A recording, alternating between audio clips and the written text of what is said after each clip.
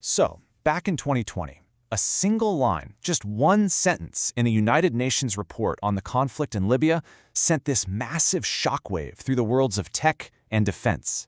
It raised a question that honestly sounds like it was pulled straight from a sci-fi movie, a terrifying new question for modern warfare.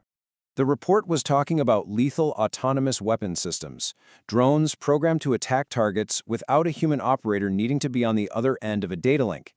And it claimed these targets were, quote, hunted down. I mean, think about that phrase, hunted down.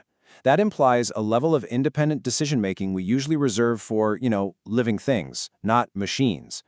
And that brings us to the absolute core of this, the really gripping question. For the very first time, the world had to seriously ask, did a drone, all by itself, identify a person as a target and make the lethal decision to attack them?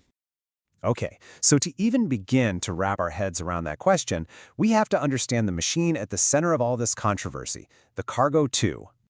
The Kargo 2 is a quadcopter drone, and it's built by the Turkish manufacturer STM. Now, when it was first developed, its job was pretty simple. Be an eye in the sky.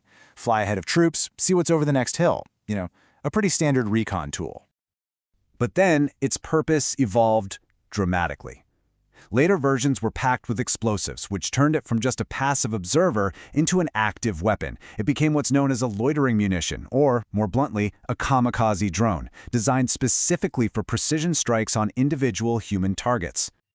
Now, what's really fascinating when you look at these specs is just how accessible this kind of technology is. It can hit speeds of 72 kilometers an hour, it can stay airborne for half an hour, and it has a reach of about 5 kilometers. So this isn't some high-altitude, long-range predator drone. Nope, it's designed for up-close tactical fights. And this number right here, this just drives the point home. It weighs just over 7 kilograms. That's incredibly light. We are talking about a lethal weapon that one person can easily carry in a backpack, get in the air in minutes, and then use to hunt for targets. And all of this brings us right back to the central mystery, the completely conflicting stories about what this drone can actually do on its own.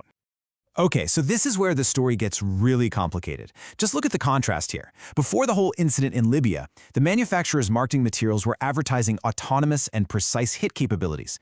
But after that UN report came out, suddenly the language on their website changed.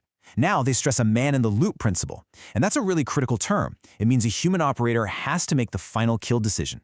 That's a complete contradiction. This timeline really puts it all into perspective, doesn't it? Before 2020, autonomy was a feature, a selling point. Then, in 2020, the UN report sounds the alarm. And what happens after 2020? The manufacturer, STM, publicly denies the drone acted on its own and completely shifts its messaging to be all about human control. The story changed the second the world started paying attention. So it leaves us with this massive, fundamental question mark. Is the Kargo 2 just a tool, a remote-controlled weapon that's just an extension of a soldier's will? Or does it have the ability to operate on its own, to make a decision that, until now, was exclusively human? The answer really depends on which version of the story you choose to believe.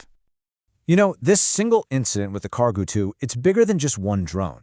It basically kicks the door wide open to a much larger conversation about where this technology is going. And the reported future capabilities? They're absolutely staggering. We're talking about facial recognition to pick one specific person out of a crowd, real-time object tracking, and maybe the most chilling of all, swarming features, where up to 500 of these things could coordinate a single attack, with each one making its own little micro-decisions. And that leaves us with one final and pretty profound question.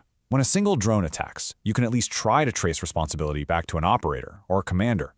But when a swarm of 500 drones makes thousands of independent decisions in a split second to carry out an attack, who's truly responsible then?